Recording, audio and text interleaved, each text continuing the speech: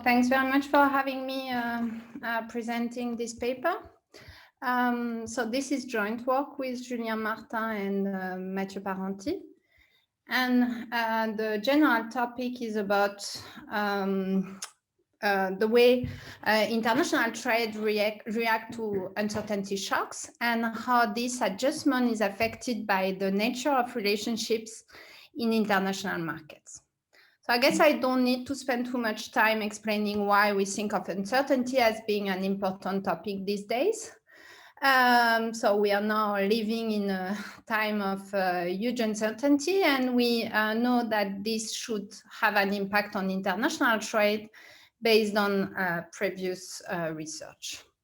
What we argue in this paper is that the way trade is going to adjust to such uncertainty shocks might depend on the type of firm-to-firm trade relationships that we think about. And from that point of view, we think of another important feature of the current trade environment as being the high degree of stickiness in firm-to-firm trade relationships. So basically, in standard trade models, we implicitly think about international transactions taking place in spot markets, but there is now an increasing literature arguing instead that the nature of firm-to-firm relationships in international market implies a high degree of stickiness, suggesting that there might be costs associated with switching from one supplier to the other. So in this paper, we are not going to dig too much into the specific microeconomic features that lead to such persistence in firm-to-firm trade relationships. But you might want to think of relationship-specific investment, customization cost, or even informational or contractual frictions. So in this paper, we're going to take this stickiness as given and ask the extent to which this stickiness affect the adjustment of trade flows to uncertainty. And here the conjecture that we're going to test is that as long as this stickiness is in part driven by some form of sunk cost that firms need to pay when they want to form a new firm-to-firm trade relationships, we shall expect the kind of wait-and-see behaviors that are affected by uncertainty as being especially relevant for product markets that display a high degree of stickiness. So this is exactly what we are going to study in this paper. And in order to do so, the first challenge, which will also be the first contribution of the paper, is to measure this relationship stickiness. So what we are going to do is to construct a novel measure of relationship stickiness at a disaggregated product level. And the strategy that we are going to have is based on some ex-post measure that exploits a theoretical mapping between what we call stickiness, and I'll be a bit more specific afterwards about what I mean here, and the duration of firm-to-firm relationships. So we are going to exploit very rich data on the duration of those firm-to-firm relationships, and based on that, we cover a ranking of HS6 products in terms of their degree of stickiness. A lot of what we do in the paper is meant to show that this measure of relationship stickiness capture what it is meant to capture. So in particular, we do a lot of sanity checks, whereby we correlate this measure with alternative measures that have been used in the previous literature. And we show that the correlation always go in the expected way. But what we show as well is that our measure display a lot more variability than other measures typically have.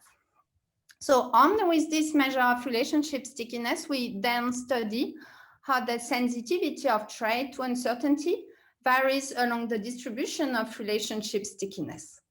So here again, we are going to exploit highly disaggregated trade data that we match with quarterly data on uncertainty. And then we study the relationship between trade and uncertainty. So what we show is that uncertainty episodes are correlated with a decrease in the probability that two firms are going to form a new relationship. And this is especially true in sticky product markets. We also do find evidence that uncertainty affects the rate of separation between firms. And then at the end, we are able to conduct a trade growth decomposition, whereby we show that there is a negative impact of uncertainty on trade growth, which is mostly triggered by wait-and-see behaviors in sticky product markets. So in the interest of time, I'm going to be very short on the literature, which is huge. So we mostly contribute to two strands of the literature. The first one is on relationship-specific investment in trade. And here our contribution is mostly on the measurement. And then we also contribute on to the literature on uncertainty and trade. And our contribution to this literature is going to be on digging a bit more into the mechanism that induce the propagation of uncertainty shocks to trade growth. So as I said before, in this paper, we are going to exploit very disaggregated data that are provided to us by the French customs, and that cover any single transaction that takes place between a French exporter and one of its partners in the European Union over 1993 to 2017. So for each of those transactions, we know who are the two firms involved in the transaction, the French exporter and its partner. We are able to identify the type of product that are traded and also the precise date of the transaction. So afterward, this is going the level at which I'm going to study this data. So an observation in my data set is going to be the combination of a pair of firms, a particular product they trade, and the date. So just to give you an idea of the dimensionality, over the period 1996 to 2006, which is the main period of observation, we have about 100 million transactions that involve 100,000 exporters, 1.7 million importers, and 20 million firm-to-firm transactions that we identify by a triplet: exporter, importer, and product. So these are quite big data, and thus there is quite a lot of heterogeneity. The main variable that we are going to study in this paper is the duration of firm-to-firm trade relationships. So this is the distribution of those durations. And so as you can see, we have a mode at 1 month, meaning that we very often observe the same importer purchasing twice the same product over 2 consecutive months to 2 different French exporters. So obviously, these type of importers seem to find it relatively little costly to switch from one exporter to the other. But we also have many firms that instead are in relationship for quite long periods, and very often we see them trading again and again. So one stylus fact that we document in the paper is a positive correlation between the duration of a relationship and the mean value of trade. And this correlation holds unconditionally, but also when we condition on a particular importer and we compare across the different partners that this particular firm interact with.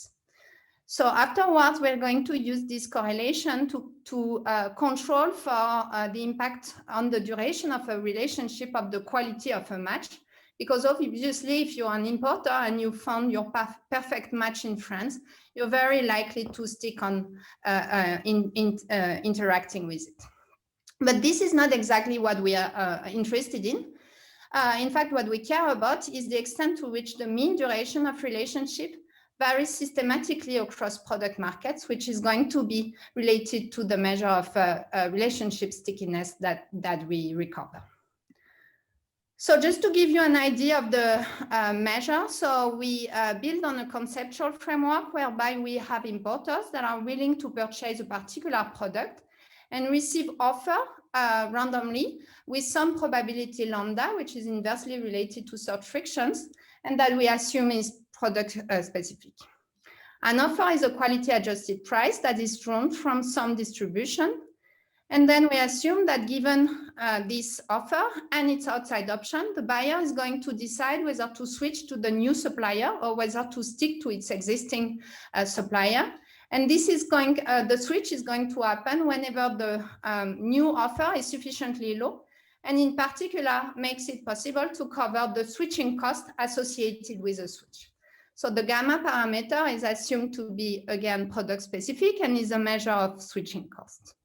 Based on this very simple model, we can derive the expected duration conditional on the quality of a match, which is the inverse of the switching probability that depends on the various parameters of the model. So what this equation says is basically that conditional on the quality of a match, product markets that display either large switching cost or more search frictions are going to involve longer relationships. How do we go from there to an empirical model? Here we are going to have to impose two parametric assumptions. I'm going to assume demand is isoelastic and sigma is the elasticity of demand. And prices are distributed inverse Pareto, and K is the shape of the distribution. Based on this assumption, the expected duration conditional on the quality of a match can then rewrite like this. And here in this equation, we see this eta parameter that I'm going to refer to as a measure of relationship stickiness. So as I said before, here we are going to try estimate this eta without trying to dig into the specific microeconomic foundation of this stickiness. And the idea is that this relationship stickiness is going to be proportional to the mean duration of relationship within a particular product market, conditional on the quality of a match. So this is how I can recover an estimated equation for this eta. Then afterwards, I'm going to write the expected duration conditional on a sales quantile, which gives me this equation that I can directly bring to the data. So when I do this, I recover a distribution of those eta parameters that is illustrated here. So this is the distribution of our relationship stickiness indicator. As you can see, the distribution displays quite a bit of variability, even once if we remove the tails that are a bit extreme. So in quantitative terms, we find that the duration conditional on the quality of a match is 1.88 times larger at the third quartile of the distribution than at the first quartile. What you see as well here is that we estimate this relationship indicator with a bit of noise. So we are going to take into account the first stage estimation error afterwards by using a parametric bootstrap. In the paper, we spend a lot of time looking at our distribution of relationship stickiness indicators and comparing it with alternative measures used in the previous literature. So here is, for instance, a table of correlation. I don't have much time to detail, but basically all correlation coefficients go in the expected way. But when we combine all these indicators that have been used before in the literature, we find that together they explain only 12% of the variance that we have in the data. Again, because our indicator is found to vary a lot, including across products within the same sector.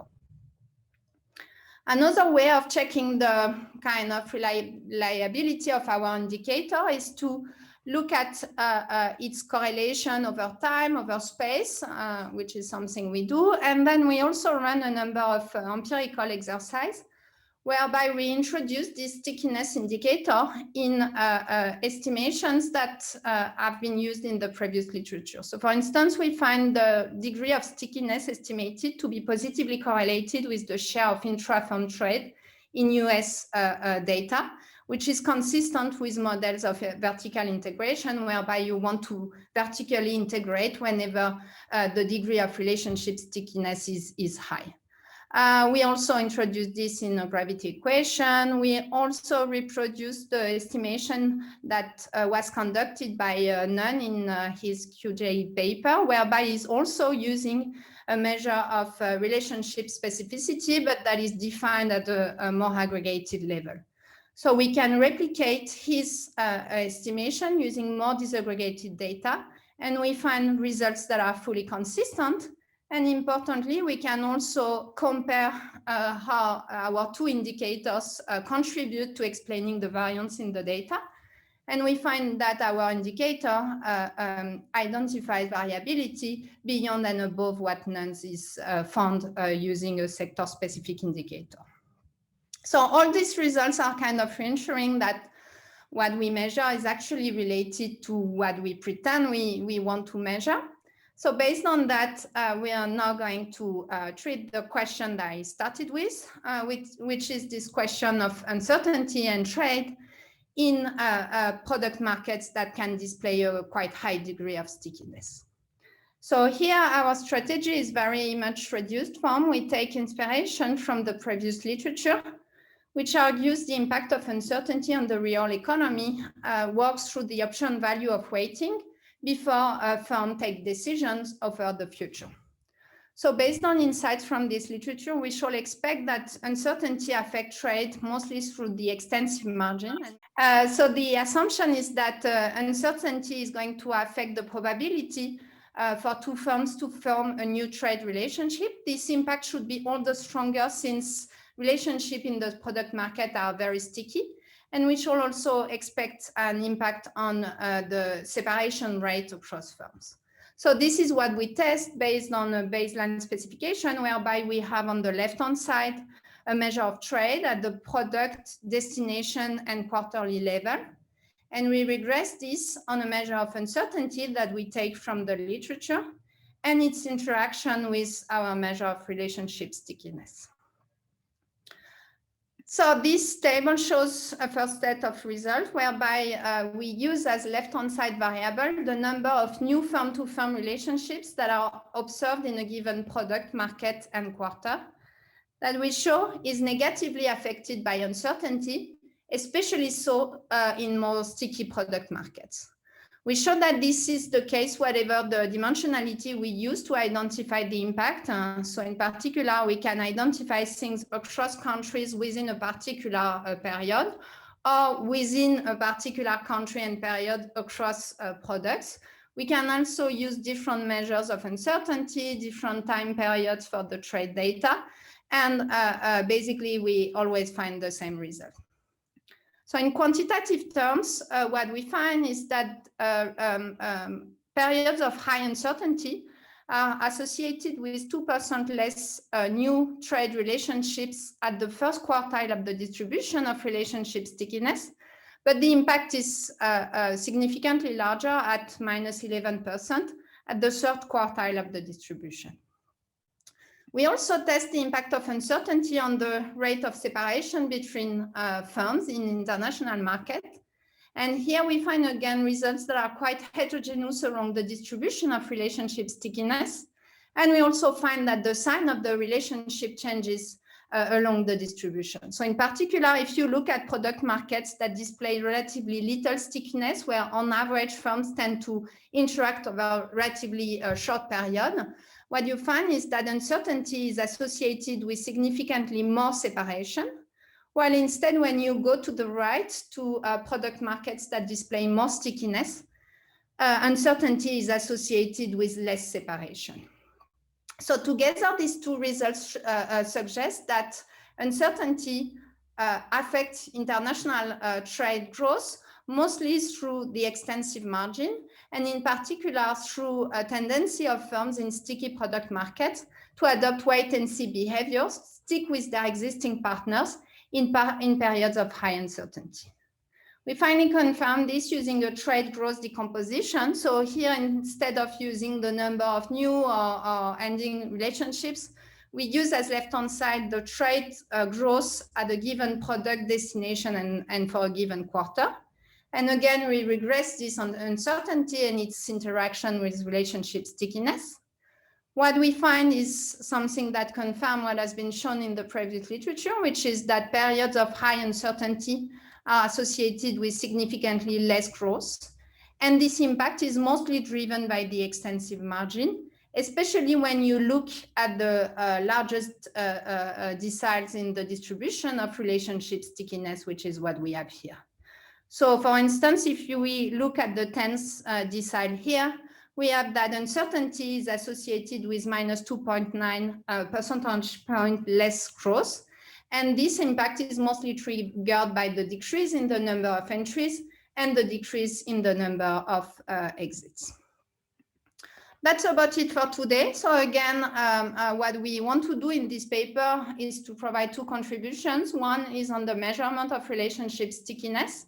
And here we are very happy to share what we obtain, and for that researchers use our indicators so that we can further check whether the properties of these indicators are consistent with their interpretation. And second, we dig deeper into the trade adjustment to an economic uncertainty, finding evidence of wait-and-see behaviors, especially for those markets that we think of being relatively sticky. And thank you very much. Thank you. Thank you, Isabella, also for being perfectly on time. I'm asking for a question. I think Chenzi has asked a question. She's asking why the relationship between uncertainty and forming trade relationship should be positive, unless she has missed something. She sort of put forward this. No, I think she missed something, because the impact of uncertainty, the coefficient is positive, but the interaction with relationship stickiness is negative. And so the interpretation that the quantitative interpretation should be taken from the graph. So basically the graph that I showed before, perhaps I can go back on the graph. No, I can, sorry. Yeah, no, I understand that the interaction is what you're actually interested in, and that goes the direction we want, but I'm curious why the baseline uncertainty effect is positive. No, but once we recover, the impact is negative almost everywhere along the distribution of relationship stickiness. The reason is because relationship stickiness indicators are not centered around zero. So the quantitative impact of uncertainty, combining both the baseline and the impact of relationship stickiness, is always negative, except for the very first percentiles of the distribution. This is what you have here. Okay, so in the table right before that, the coefficient... Yeah, so this is taken from the table. The only thing is that this relationship stickiness indicator is not centered around zero.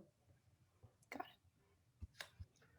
Okay, and Kirill is asking that since uncertainty tends to correlate with economic downturns in the time series, whether you have tried separating the two by controlling for business cycle measures interacted with your RS variable. Yes, we did. Sorry, I did not mention it, but we tried controlling for the growth, so the first moment of the distribution as well, interacted with relationship stickiness, and this does not turn away. I mean, our main result is left unchanged.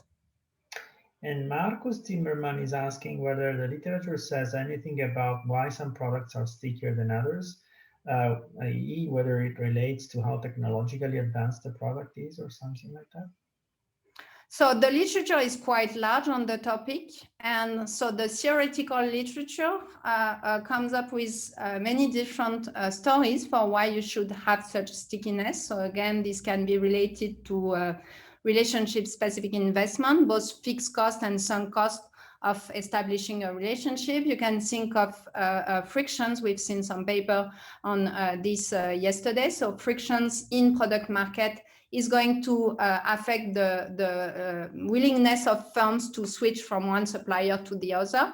There are a number of papers that deal with asymmetric information in firm-to-firm relationships that might affect the degree of stickiness between firms. So basically, in theory, there are many different stories that the literature has come up. Empirically, some papers are doing things that are complementary to us and trying to identify some of these microeconomic driver of the relationship stickiness. What we do instead is to try avoid saying anything about the exact structural parameters that lead to this stickiness, and instead have this ex-post strategy whereby we use what we observe, which is that in some sectors, relationships are very persistent, and use this to infer basically the degree of stickiness in various product markets. Okay, Devin Chor saying that the paper is super fascinating, and the construction of RS requires time series data to compute the duration of relationship, but these observed duration could themselves be the outcome of contemporaneous uncertainty shocks in France and in the destination countries. So in principle, he wonders whether we we do not want to purge those shocks or account for them when constructing DRS measure to make sure that we are capturing a fundamental product characteristic? Now, that's a very good question. So the way I like to answer this question is that we are not using exactly the same variability in the data to identify both things. So when we try to measure relationship stickiness, we mostly exploit the variability in the mean durations across products. And then we take this measure and switch to the uncertainty part, whereby we are mostly going to exploit information about adjustment of individual firms within a particular product. So the dimensionality that we exploit in both parts is indeed quite different. And this is why we think it's okay to kind of use the same data for the two different parts of the paper. And Francis Kramarz has requested the floor. Francis. So that's good to have conferences because you can listen to papers of your colleagues. Isabelle, I'm wondering why should we believe that the uncertainty or the stickiness is product level rather than firm level? And do we have a sense of the variation in length explained by product fixed effects versus what the remaining part? And what are the, if you thought about underlying structure, competition, for instance, oligopolistic, whatever, of the markets, what would explain that things are sticky or not? So why not firm? And what would be the underlying things? So that's a good question. So as I said at the very beginning, it's true that the durations that we recover, so we have these 20 million relationships with one duration for each of those. And obviously there is a lot of heterogeneity flying everywhere. So the reason why we want to focus more specifically on the heterogeneity across products is because we think that a number of product-specific characteristics are likely to affect the mean duration of those relationships. But there is also a lot of heterogeneity within a product across firms, as you're pointing out. And this is why it's very important that our measure controls for the quality of the match and estimate mean duration across products when this dimension of heterogeneity has been controlled for. So yeah, this is how I would answer to this question. Can I ask just a quick follow-up question? Oh, sure, Mark, go ahead. So I had a similar question to Francis, but did you could also look at the dispersion across firms within a product? Like you could think that there are some products where different types of firms have very sticky relationships and some don't. Did you look at that moment? We could definitely. So again, we do find evidence of this, and we do control for this source of within product heterogeneity.